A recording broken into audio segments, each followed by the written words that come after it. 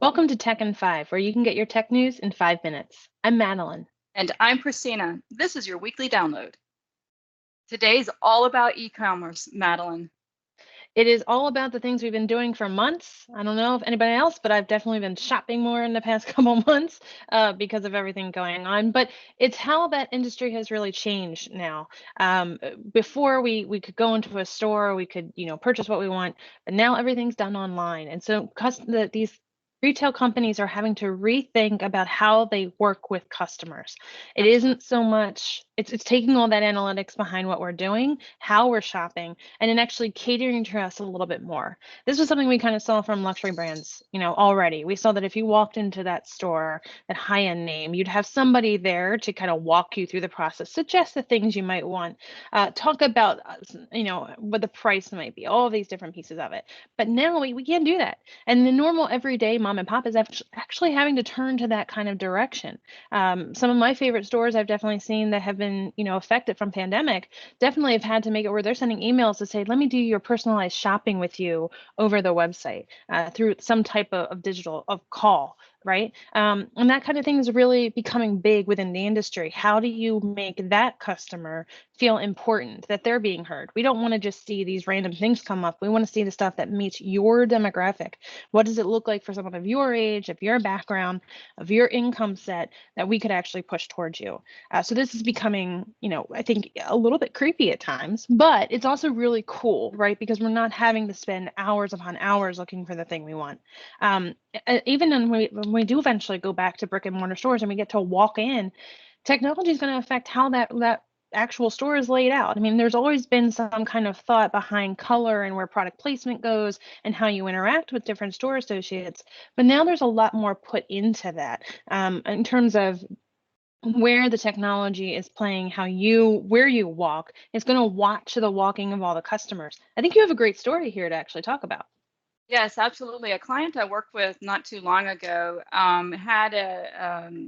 was in the furniture industry, and they had implemented the technology of facial recognition so that when their favorite buyer, or when all the buyers walked into the store, they would immediately be notified. They would immediately the facial recognition software would notify the salesperson on the floor who walked around with a tablet, and it would tell them who had just walked in, thereby avoiding the need to walk up to your most spendy client and ask them, "Hi, what's your name?" Making them feel like we don't recognize them. So they really started to drive a much better buying experience through the use of technology.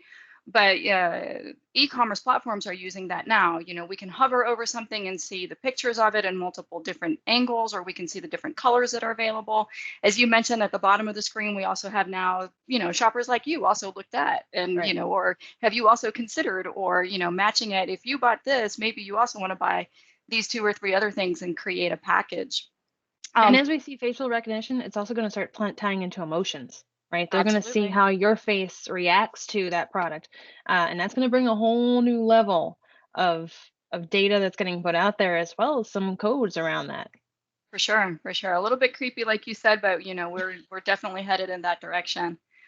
On the flip side, on the fulfillment side, this increase in traffic on e-commerce has really put the burden on top of the supplier and the vendors to be able to deliver in a speedy and accurate fashion. So that means that, in the past, if this particular retailer or wholesaler was using separate apps or software to drive the different areas of their business, maybe one for inventory management, one for shipping and fulfillment, and another one for your e-commerce platform, using flat file transfer to manage information share between them.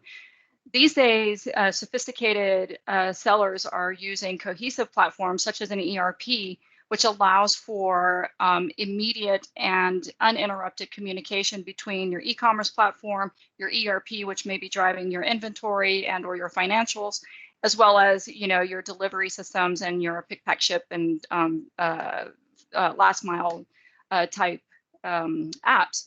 So a lot of changes in technology during 2021. We expect that all of our retailers and vendors are going to be trying to find new ways to make that information transfer faster, more accurate, and to provide a better shopping experience for buyers. No, because we're getting used to things, right? We are definitely used to one of the big e-commerce retailers being able to ship something to us fast and for free.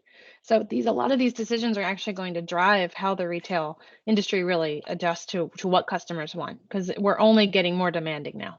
Absolutely, absolutely. You set the expectation and everybody else has to follow, right? That's right. For better or for worse. Well, we can jump into more technology trends for e-commerce and for inventory in upcoming episodes. Thanks so much for today, Madeline. Always a blast talking with you. And don't forget to like and subscribe so you can see all those new episodes that will come up. It was always a blast. Thank you so much. Thank you. Bye. Bye.